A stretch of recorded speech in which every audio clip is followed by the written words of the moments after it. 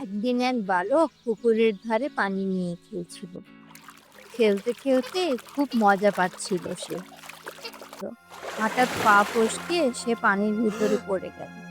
সে সাঁতার জানত না, তাই কেবলই হাত পা ছুড়ে লাফালো। পুকুরের ধারে হাঁটছিল এক পথিক। তাকে দেখতে পেয়ে ছেলেটি বলল, আমি ডুবে যাচ্ছি, দয়া করে আমাকে পানি থেকে তুলুন। পাড়ে দাঁড়িয়ে পথিক বলল, ওরে, পুকুরের পানিতে পড়লে কি করে? বালকটি এবার আর্তনাদ করে উঠল, আমাকে বাঁচান, আমি ডুবে যাচ্ছি। পথিক আগের মতোই পুকুর পাড়ে দাঁড়িয়ে বলল, সাঁতার জানো না তো পুকুর পাড়ে এসেছিলে কেন? তখন খেয়াল ছিল না যে পা ফসকে পড়ে গেলে ডুবে মরতে হবে? এমন বোকার মতো কাজ কেউ করে? ততক্ষণে ছেলেটির পেট ফুলে উঠছে, হাত পা অবশ। সে হাঁপাতে হাঁপাতে বলল, স্যার, আমাকে পানি থেকে না তুলে কেবলই উপদেশ দিচ্ছেন? এদিকে আমি যে তলিয়ে যাচ্ছি, আমাকে আগে টেনে তুলুন, তারপর উপদেশ দিন। তখন পথিক তাকে টেনে তুলল।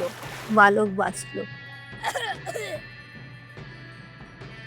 নীতি কথা, বিপদগ্রস্ত মানুষকে প্রথমে বিপদমুক্ত করাই যথার্থ মানুষের কাজ।